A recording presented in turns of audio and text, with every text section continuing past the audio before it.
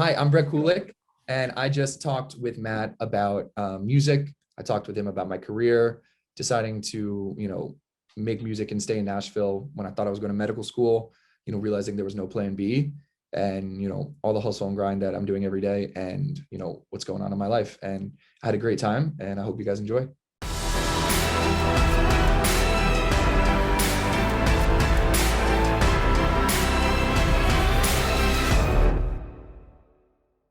All right, everybody, welcome back. We are here again. We have an amazing guest today. His name is Brett Koolik. Before I actually start interviewing him, I gotta just point something out that's really amazing. He is what they call a triple threat, and he's gonna talk about that, but he can play, he can sing, and he can produce. That's not common. What's even more uncommon is he's such a smart guy that he had the opportunity to go down the path of engineering, could have done all these different things, but he followed his passion, and his passion was music. And what we are about to do is hear from a guy who, and I think we're lucky enough to catch him at the very edge of his rocket, which is about to launch. It's about to take off. He's about to just do some amazing things. So welcome to the show, man. Thank you. Thank you for having me. When you said, triple threat, what was it? You said, write, sing. Well, I said play, sing, and produce. Oh, yeah, hopefully I was close. No, you were great. I don't know why I was thinking play, sing, and then you were gonna say dance or something. It just and I was like, I cannot dance for my life. Like, please don't let that be the third one. Like Sammy Davis, you're not gonna no dance. Tap dancing. Nope. So that intro alone, like, I can't wait to hear your story. I don't want to start with what you're doing now, because I want to just kind of get into it and give everybody a background a little bit, because you did have a fork in the road. You're a really young guy, right? You have your whole life ahead of you. Just start off by taking me through, like, your passion. Well, your path wasn't music. Your path was something else. So start with that, and then tell me about that shift. Yeah, I mean, from like a young age, I always loved music. Like, I was playing piano. I think I started taking lessons in like the third grade. And I was like, it was all on my own. Like, I was like, Mom, I really want to take piano lessons. It was never something like that my parents put on me, or like, I was never like forced to practice or everything. And I would always go on like YouTube and like, like look up like how to play like the songs that I would hear on my way to school, like the pop songs on the radio. And I'd like go home and like learn how to play them. So I'd be like, like a few months into like taking lessons, I was already going like, oh, wait, sorry.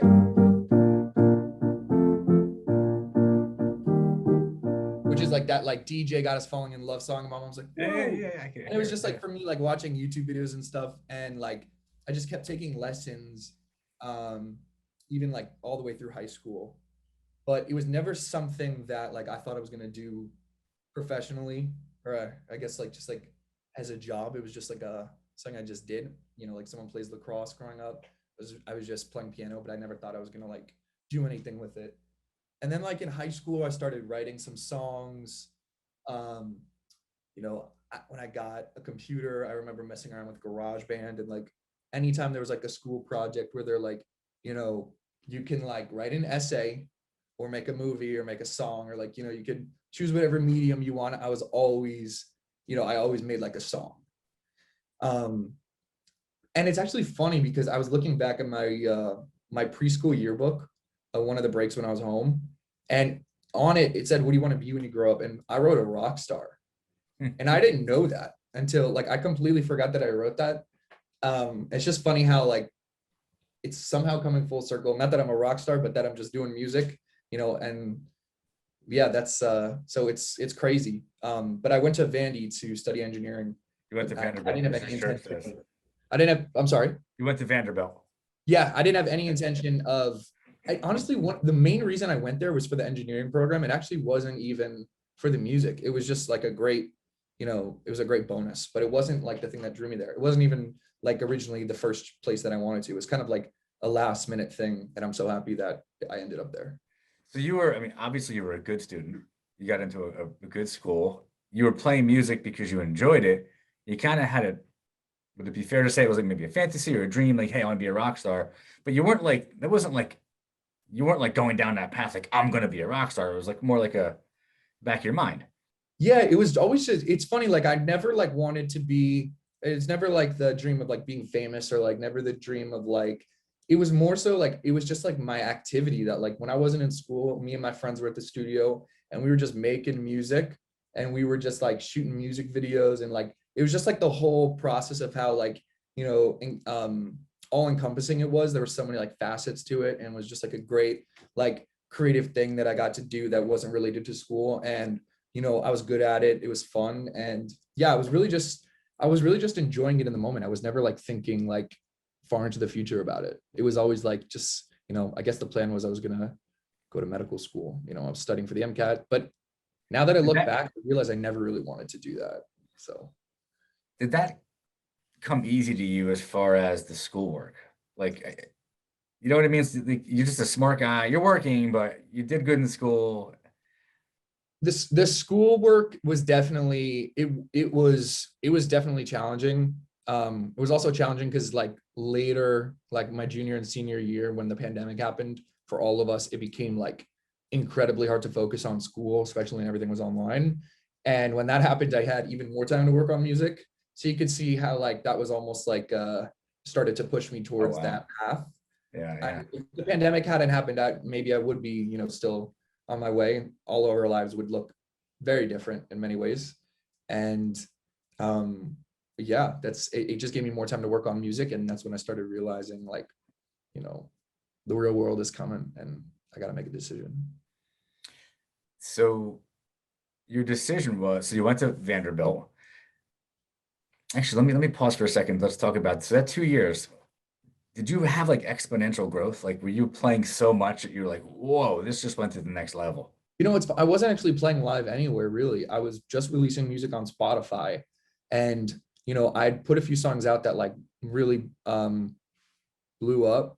They got some traction on Spotify, and I got offered like a mini record deal from this one company, and I got, you know, there was this like artist actress in New York in my sophomore year of college that heard one of my songs, and she ended up flying me out to New York, and I wrote a bunch of songs for her, you know, all throughout college. Like every month or two, I'd fly to New York and just write songs for her, which was crazy looking back, because at that point in time, I don't feel like I knew anything about songwriting. So the fact that like as like a sophomore, this like, you know, this famous actress. Oh, maybe cut that part out. I don't know if I should, because if she ever sees this. You didn't say who it was. It's fine. Keep going. This actress, yeah, true. There's a lot of famous actresses. What was her name again? Oh, I don't know if I'm supposed to say. Doesn't matter. It's okay. It's up to you. Whatever you want. It's your interview. She yeah, she like loved my my writing and my sound, and it was like one of those moments where I was like, I can't believe this is happening to me. Like, you know, I was flying to New York writing these songs.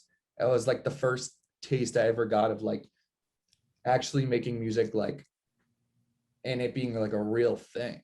It was like, whoa, like what was she doing with the songs? You were writing them for her, like I was writing them for like her. Listening to them? Was she trying to put them out there? She's trying to put them out now. She's currently in the process. So I helped her produce them over the past few years, and she's getting ready to put them out. So hold on. So you wrote them, but she's singing them. So originally we were both singing them together, but what it looks like now is that she's going to put them out with her own voice.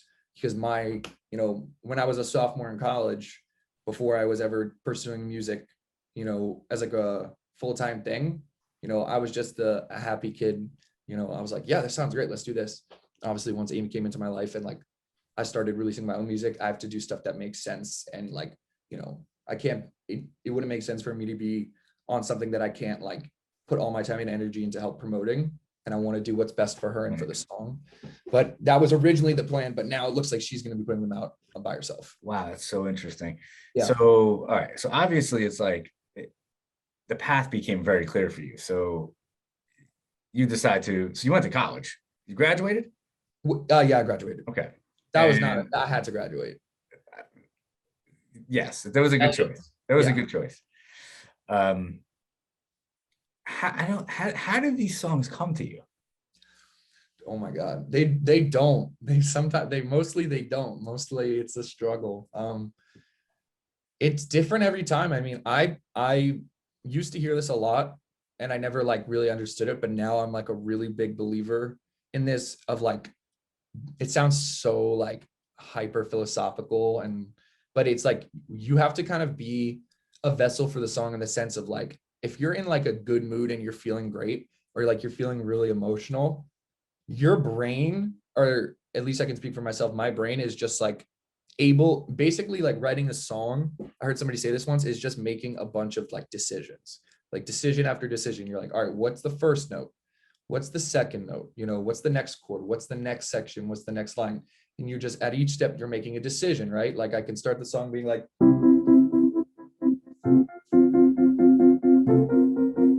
I can start it like, I can start it in any different ways. And then I have to make a decision about after that part, where do I go? And there's no set of decisions. Now, I guess I'm talking about it really analytically, I guess. But wait, tell me something. How important is that first 5 seconds of the song to the listener? Critical. It's like anything. It's like a headline. It's like an intro. You want to make sure that you captivate the audiences. But, again, music is subjective, and obviously there's no like magic rule or anything. But if you were to say, all right, if I want to make a song that's going to do as well as possible and, attract as many ears as possible, well, then these are some of the probably things you should do. They're best practices. It's like getting somebody to like read an article. You obviously want to catch a head, title, but at the same time, you can do whatever you want and make a 9-minute intro if that's what you're passionate about and that's what you believe in. You gave me, before we started, you were trying to clap out Crazy Train for me. And but the actual beginning of that song is the ultimate, like you're hooked immediately. Oh yeah. Because there's also something else going on. There's I think Ozzy does. There's like he's going and there's that like weird like percussion sound thing that's like rattling. Like you're in like that, just you're curious like what is this? Yeah, they've absolutely like in that first like few seconds they're creating the whole like sonic landscape of like what the sound is, like the textures and like all the instruments and like what this feeling of the song is. So that's like but we were talking too about like you were messing around and I think you played 3 notes of a Billy Joel song. I'm like, oh, I know what that is. Like that's so critical. Like it's so subconscious. Like in humans, like we hear it and we immediately feel something. You go back to a place you were, maybe when you heard it, or how you were feeling when you heard it. Like music does bring you to a place that's not so emotional. No, it does. And what I was saying about like when you're in an emotional state, when you write a song, like you're able to make the better decisions about what the next decision is, because you're really feeling those things. But if you're like, let's say, numb and you're not like feeling any emotions, sometimes you're not as like connected to like your emotional side. So it's like hard to like know how it's going to be received. So that's why I'm always like, whenever I'm feeling and I'm in like in a mood, whether it's happy, sad, angry, frustrated, I always try and write, because that's usually like when the best songs happen. You also find that like your mind and your energy are not always in a creative place. I mean, really, you can be creative. You can't just be creative. Like you can't just flip a switch and be like, all right, I'm going to be creative now. Can you? It's so I'm actually kind of like dealing with that right now. I've been, really, really writing and producing music for like the past year and a half. And I was actually talking to a writer in Nashville about this. There's some writers who write a song every day.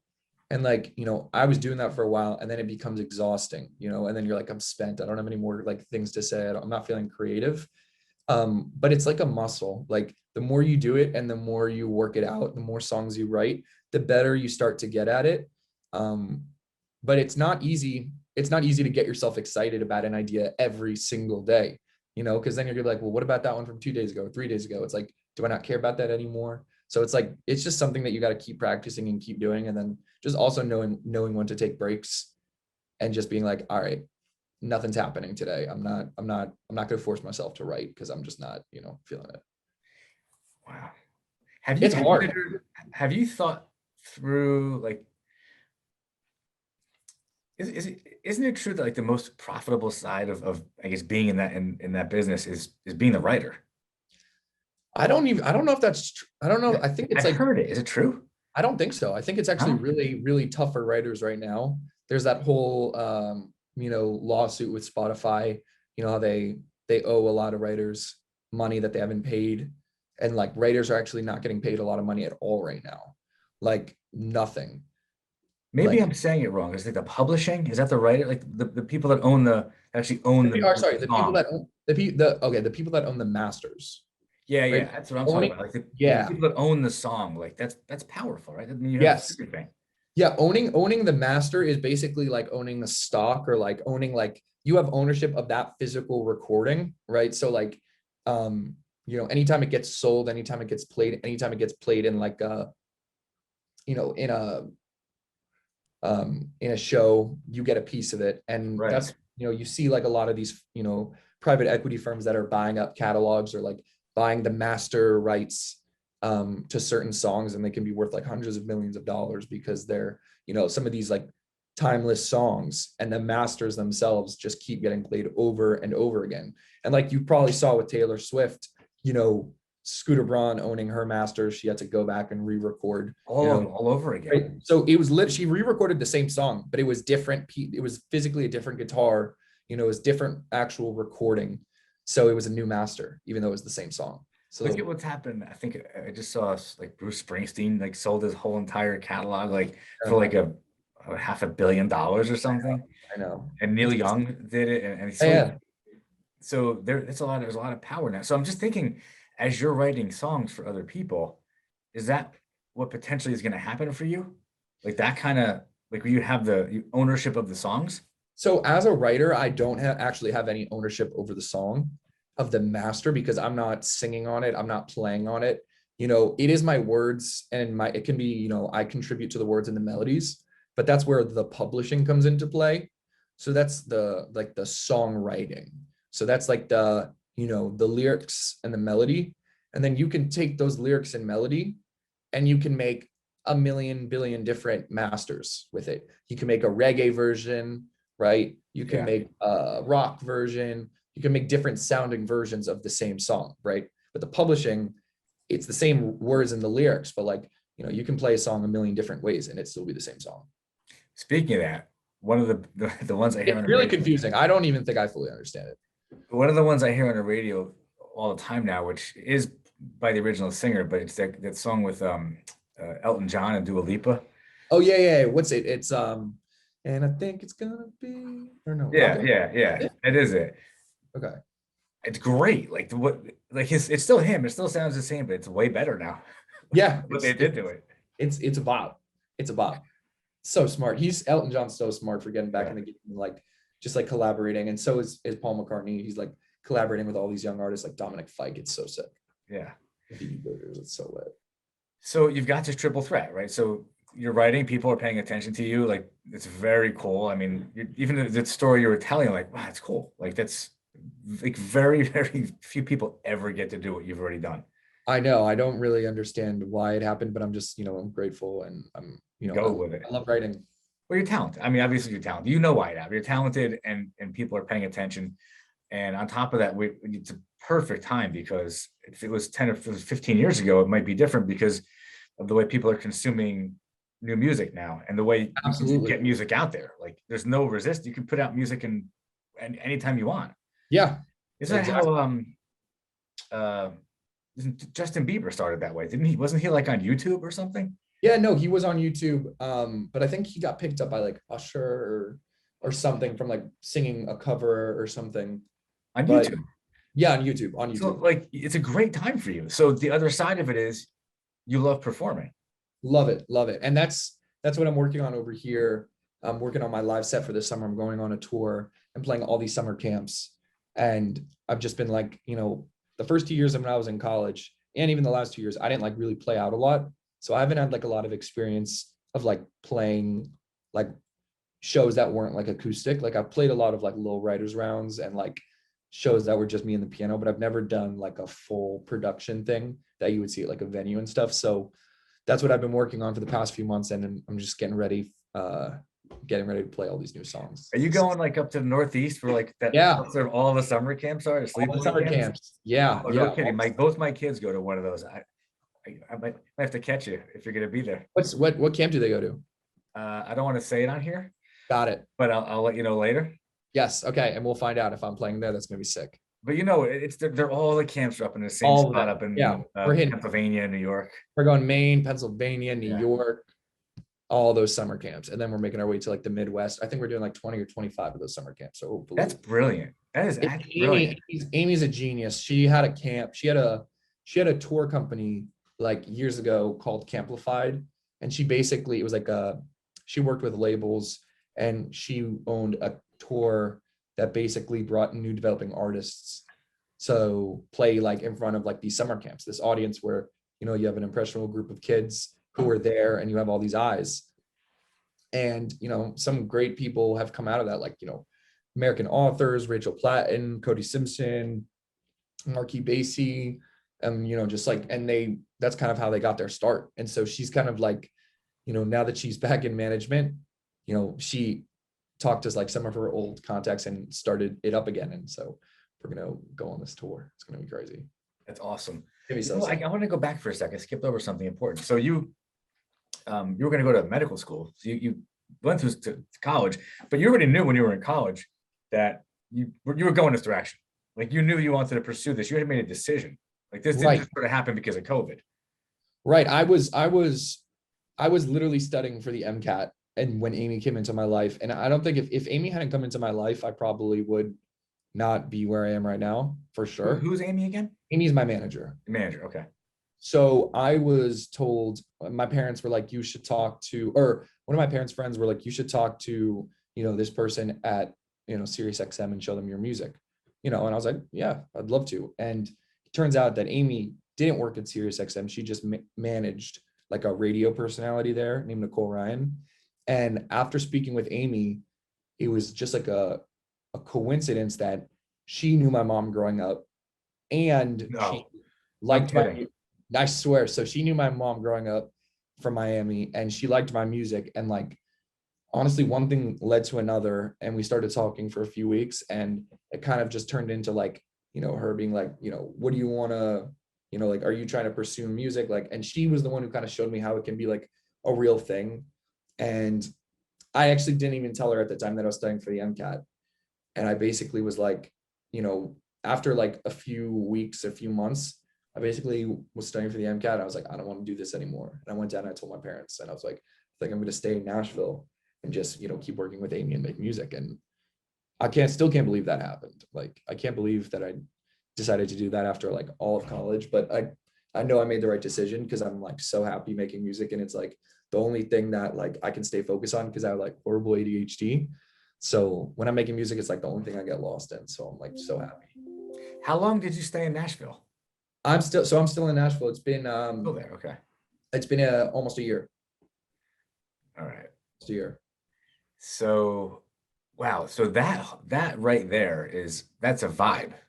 Like you're in a place where you may not be as creative if you were at back home, or like you're in a place where everything's music.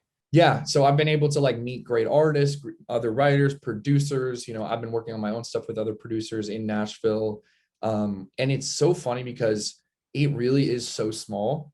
And like, I remember people telling me like, it's such a small, like the music industry is small, like you'll know people. And I remember when I knew nobody, and now I know some people, and it already feels like really small. Like I'm already starting to like, connect the dots. And I remember Amy telling me the first day, like, it's going to seem big at first, but like, you'll see how the dots start to connect. And they have started to connect a little bit. But being in Nashville's definitely like helped that a lot. Have you seen, there's a story, the Garth Brooks story. It's on Showtime or something. I watched it. It's like a multi-episode documentary. But he tells a story about how when he first went there, what it was like. And it was interesting because in a different but similar way, he kind of described it the same. Like it's really like this little ecosystem. Yeah. And he actually left. The first time around, he gave up and went back, but then obviously came back and again, and it worked. But yes. I mean, he told that similar story that you're actually experiencing. Like you're starting to see like how those dots connect and how that world is so small. It'd be good to see in a year, like what your feedback is on Nashville a year from now. Yes. No. What happens? We'll schedule another one of these a year from now, and we'll do a follow-up. I'm going to see you at camp this summer. Oh yeah. Let's go. I'll make sure it's visiting day. Okay. So you've got you love playing, you love performing, you Love it. got like a lot going on with that. You love what you're writing. You didn't say if you love it or not, but your writing's working, the producing. So tell me where you see this going in like the next year. Like, how do you, like, what do you see? Like, what's building? Like, what's happening for you? Yeah. And so in the next year, so I'm releasing a lot of new music. So I think that like, in the next year, I'm hoping that like, people, connect with the music that I've been working on for like the past year. And I'm going to start putting it out in, oh my God, my hair's having a mind of its own. I'm going to put that some songs out in May. And, I hope people like it. I hope people connect with it. I'm going to be doing the tour this summer. Hopefully I get the opportunity to go on tour again with another artist and maybe open for them, for somebody who's like, bigger than me. And that'll just be like another way that I can get my feet wet. Another step. And like, yeah, just like slowly work my way up. But also while doing all that, just like, keep writing and producing for other people. I've been producing for this artist in Seattle named Gila, who's starting to bubble up. And we put out a few songs together, and they've gotten a few 100,000 streams. And I'm working on another one for her that's about to come out, and I think it's gonna, be great. And then just like writing and producing for some other artists in town, and I've been working with this one producer in town, producing for other artists, and trying to sign I'm like rambling, but like there's so many things I'm trying to do. Keep going. I sign a publishing deal, which will let me, get in the room with some great writers and some other great artists that have like teams behind them and stuff. Okay. So who is it that you look at and say, okay, I'm multi-talented. So is this person. Like, that's the path I want to follow. Like, that's who I want to be, like that person. I feel like John, like so many people say John Bellion, but like he really has like, such a great, his whole trajectory is like amazing in the fact that like, he gets to write for so many people. Like, do you know John Bellion? I don't. So he's like a amazing producer, writer, and artist. I am going to look it up while you're talking. Yeah, he has that song he has that song All Time Low, and that goes low, low, low, low, low, low, low, low, low. Tell his last name. Bellion, Bellion. Yeah, he has his own. Oh, I know who this is. Okay. He's great. He puts his own stuff out, does so well. He has a great fan base. He's played big stages. He's, played all the festivals and stuff. And then at the same time, he produces and writes for other artists like Justin Bieber. Yeah. Yeah. Okay. Yeah, he's so By good. the way, talk about the first 5 seconds of the song. I knew it right away. Yeah, exactly. There I you didn't go. know his name. Now I know his name. There you go. That's like great. He's so great. He's so talented. So like doing something like him, or like even like, Phineas, who, Billie Eilish's brother, he writes, produces for other artists, and also does his own stuff. Yeah, like that's amazing how huge they got, how fast that happened. I know. It's super crazy. I love like the fact that, as important as it is to like put out my own music, it's just as important for me to write and produce for other people. Cause like, I love making so many different kinds of music, and I wouldn't want to just be limited to my own thing. Like I don't want to just like be like a pop star. I want to like make music that I care about, and like that people like care about, and then just like make music. Okay. So anybody listening to this, like whether it's like when it first comes out, where it's 5 years from now, could easily be like, oh, this guy's had it made. Everything's going great. Went to school, smart guy, went to Vanderbilt, whatever. Like, I'm not hearing any problems. There are I'm not hearing like this guy had any failures. Like, oh God, no. So many about some of the points where maybe you even wanted to give up. Oh my God. Some days I wake up, I'm not even joking. Like like some days I wake up and I'm like, I don't even know if I want to be an artist anymore. Like this is so hard. Like, especially with just like making TikToks and like doing all this social media thing, especially when I don't use social media, like the entire like pressure of like having to keep my numbers up, at which, I don't have great numbers, is like, one thing. And that's like really important for like Amy to be able to like move the needle. So that's like one thing. Then, like writing so many songs, having to write like 50 or 100 songs, and only 1 or 2 of them really move the needle in any way. But like you have to remind yourself, it's like why you go to the gym, like just like keeping yourself motivated. It's the consistency. It's so many no's. It's so many no's. And like having songs that are like so close, like so many times where like you think it's like, oh my God, this is it. Like it's happening. And then it's like, nope, psych. Like, and that I can't even tell you how many times that's happened. I mean, like even like that, some record deals that I've gotten then have been like taken away. Like people had interest and then lost interest, because like I wasn't moving fast enough. And like especially There's when a lot of pressure. Yeah, there's a lot of pressure, and also to move, you have to move quickly. And I don't, and sometimes it's hard to move quickly when there's so many things going on. And, especially with this tour right now, I'm definitely like very overwhelmed, and I'm trying to just like stay strong and like keep moving. But there's definitely like a lot of low days where I have to just like, talk to my friends and just like take a break. But dude, even your body language, you just sat back and you're like oh my what God, you said, I saw it like in your body. Good interviewer right there. Yeah. Yeah, body like, oh my God, you could be like in the FBI. Be careful. Also just like producing and writing, just like getting better at those things, because I've produced stuff before and then the artist was like, this is terrible, and I'm like, I just worked so hard on it and I'm like so confused, and like having to like this just happened recently where I was like producing for this artist and everything was great, and then I kept working on it, and then I brought it back like a month later and they're like, this is not what I wanted. So like having to like wow, that has to be like really disappointing. Like, because you're putting all this work into it and you're like, wait, I know it's good. Yeah, I know. And I mean, it's okay because it is a learning lesson, and it's hard to work with people remotely, and it's hard, I know the next time when I work with this artist, I'm gonna like give them a lot more updates like every few days instead of like waiting. It's part of that's my fault. So I'd be a little bit better with the communication about like, this is how it's sounding, this is where I'm going, instead of being like ta-da. Because I thought they were a little bit more like laid back than they were. All right, it's time for a musical interlude. When you sit down at a piano, what immediately do you just start playing? You don't think, you just sit down, like, no, okay, here's what I'm gonna do. I'm usually just like, it's just messing around with like little chords, just like letting my mind wander.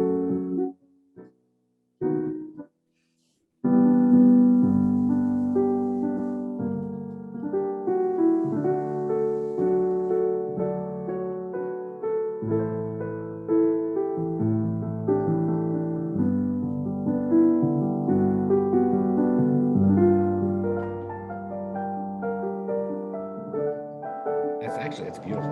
Should I know that? What is that? Or is that just you messing around? Just messing around. Yeah, that's actually a beautiful sound. Just playing through chords. Yeah. And just like filling it in. And then sometimes I'll take those little ideas and then be like, oh, like I'm really like feeling like, like just like waiting for something to like, just like something that like excites Now me. I hear Barry Manilow. What you're playing now, I hear Barry Manilow. And I'll just keep messing around like that. And just like maybe even start humming like,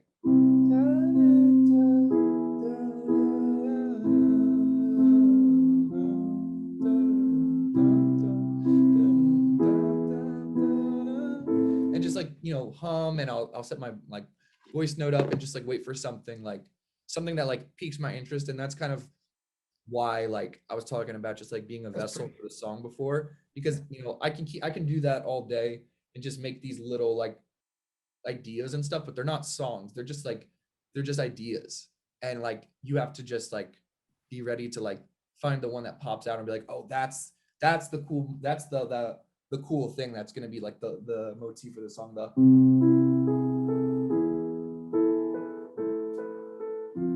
that's the like, or whatever, so yeah, that's usually what I do. Or I also sometimes will start with like an idea for a song, like an idiom.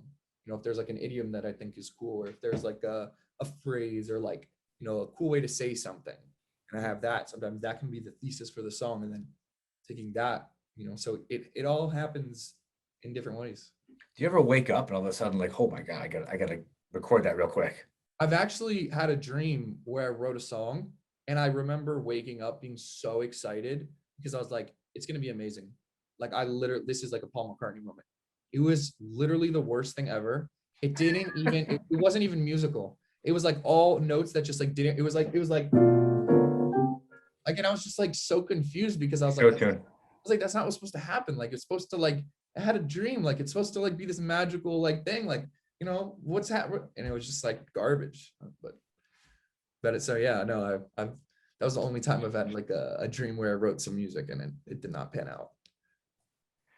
The dream story is supposed to be the one that's like, it came to Right? me in a dream and all of a sudden I'm winning. I know. I was so upset. I was like, I thought this is like my brain, my subconscious, like, you know, like helping me out. I was like, no, it was just a psych out. So watching you do that. So, and then going back to like mentioning like there's expectations, there's pressure, it's things happen quick. Like I'm watching, I'm like, that's not a quick process. Like that could be a painfully long process. Yeah, no, it can be a painfully long process, especially making a song is like, it can be a painful process. And it can take a long time. Sometimes it can take a short time. That's the thing. It's like, you know, also to people on the outside, it's hard to explain what's happening. There's so much going on that it's like, you know, it's not like a regular job where it's like very easy for people to understand. Okay, you go in at 8 or whatever, you clock in. If you're working from home, you're going in, you do this, you come back, you get your paycheck. You know, it's like, it's very like anything else, it's very structured. People are able to understand what's going on. Or like you're running a business, you know, so that's like, we understand what the business does. You know, it's a little, you know, it's easy for people to understand. But like when you're doing music, people don't really understand what's going on. And since the music industry's changed, sometimes it can be just like, well, okay, you're not on the radio. Like, when are you going to be famous? It's just about like, when are you going to be famous? There's so many different facets to it. So it's like sometimes hard to like communicate with like people close to me about like what's going on and like, you know, like we're actually doing great things, or like, no, like we're actually like messing all this up, but they might think that we're doing great. So just like that sometimes can be like a little hard, you know, communicating with people like what it is I'm doing all the time. Do you have a plan B? No plan B. There's no plan B. That's Amy right told me, she told me the first day, she told me, she's like, there's no plan B. If you have a plan B, I'm gone. I was like, there's no plan B. I'm burning the MCAT book. Like there's no backup plan. I'm putting like all my, and I was scared to do that for a while, but then I realized that if I do it, I won't fail. That's right. I'm really glad you said that there's no plan B, because if you said there's a plan B, I'm like, oh no, you can't have a plan B. No plan B, no plan. This is it. I mean, this is gonna work. It's the burn the boats mentality. Like there is no other option. I know, I'm still scared, and you know, it's okay to be scared, especially when you're trying to do something, you know, that you really wanted, something that's new. But I just keep reminding myself, there's no reason why it can't work. If you want something hard enough, you can make it happen. Just like you can be afraid of, like, there's going to be a ton of setbacks for sure. Just like prepare yourself for that. But it might not take a year. It might take 5 years. It could take 10 years. But if you stay at it long enough, it'll happen. So you settled in Nashville. You've been putting a ton of content. I'm going to call it content. You're putting things out in different places. You've gotten noticed by a lot of people. And because you're out there, like basically networking, I mean, you're being creative, you're producing things, people are noticing. I mean, it sounds like a lot of people are noticing, and now things are starting to go. You may hit like this like great patch where it's going great, and all of a sudden, you know, we hear stories like, oh, then it sucked, and all of a sudden it's great again. But like that's all ahead of you. Like you're still going through that process. But I love that you don't have a plan B, and you could just be one of those people where the story just turns out like you've gotten noticed, you've got some good things going on, and then it just goes. There is no turning back. It doesn't go. There aren't the ups and downs, and it happens to people. So your story is going to be pretty cool to follow. I couldn't tell you how. Don't disappoint anybody. And just of all my parents. Just kidding. All right, so you've got this thing happening. You've the tour happening this summer. Yep. Give me a rundown of everything that you've got going on that like it's fun right now. It's happening right now, just so we can all get up to speed. And then tell me where people can find you. Tell me like anything you want people to know. Yeah. So I am, you know, I just finished producing and writing my first EP. And so I'm going to be releasing the first song on May 13th, Friday, May 13th. And I'm super pumped. I wrote it like a year and a half ago when I was in Montana. and it's finally like done. And this is the song that like really like changed my life, and like, what like got got me connected to this producer, Nick, who I've been working with, and is really what like started all this. And so I'm excited for people to hear it. And then after that, I'm releasing 4 or 5 more songs, like every month and a half ish. The dates aren't like completely set in stone, but I'm going to start like releasing songs. There's going to be like live videos for each one. Some of the songs are going to have music videos. We're going on this tour this summer. We're going to be playing all these new songs. And while that's happening, I'm going to, keep writing and producing for other artists. And yeah, it's going to be after August. Hopefully a lot will have changed. What is it that you really hope happens after August? I hope after August that I can just support myself with music, be able to like financially support myself and like be completely like living my life, paying for all my insurance, my phone bills and stuff with no help, and be just like completely independent with music, which is like literally my goal, my dream. Even if I'm just getting by, that's great. That's a great like place to be in. I just want to get to that place. And then after that, it'll be easier. I'll feel a lot more like I'll feel great. I love it. Yeah. When these things come out, so what's the best way for people to find the things you're putting out? Like, where are you? Yeah. So I'm on Spotify, I'm on TikTok, I'm on Instagram, Facebook, Amazon Music, Apple Music, every platform you can think of, I'm on. If you want to like stay up to date with like, info about me, Instagram's a great place. I put all my new stuff out on Spotify, all the streaming services. Yeah, that's my okay, awesome. So we're definitely going to put that in the description down below. Everything that you're doing, everything that you have, it's all going to be down there. One thing that is pretty cool about you, I love it because I can use the show ending with you, and it's genuine. And so at the end of every show, my message is be humble, hustle, and do the work. I love that. That's what you're doing. You're humble, you're hustling, you're doing the work. And what does that lead us to? It leads you to the opportunity to reach your potential, but you have to do those things. You have to. There's no consistency. No, totally. And I'm so lucky to have Amy. She's a great manager, and she's also just always reminds me there's no cutting any lines. You have to put in the work. And I think with the music industry, at least from the outside, if you're not in it, there's this whole like misconception, or there's this whole idea of just like blowing up overnight, and just like, there is no such thing as blowing up. Like, I mean, there is, but like, you'd be surprised of how many of these people you think just blow up overnight have been doing it for years. And like, something that I did recently was this like deep dive of like all these artists that are starting to bubble up, and I like tracked all of their like activity and their like social media mentions and stuff over the course of their career. And I basically found like similar trends, even for people that I thought blew up overnight, seeing, they were all originally like in their high school, like blogs, and then in their yearbook, and then in college, and then their radio station in college. And then like, they played like a local show at their town. Like it was all like a very slow, gradual, everyone kind of went through the same things. Some people were more well-known at different parts in their journey, but the journeys all were the same. And so nobody is gonna, there are the rare cases where, people do blow up overnight, but for the most part, you have to like just work hard and just basically everything you said, hustle. You put in the work, and you're just consistent, and that always pays off. Always. Yes, always. And it may take 20 years. If we look at you 20 years from now, and whatever that may be, maybe you've won awards, maybe you've reached the highest levels. People that just discovered you then would only know you at that point. They wouldn't think about the 20 years you put in to get there.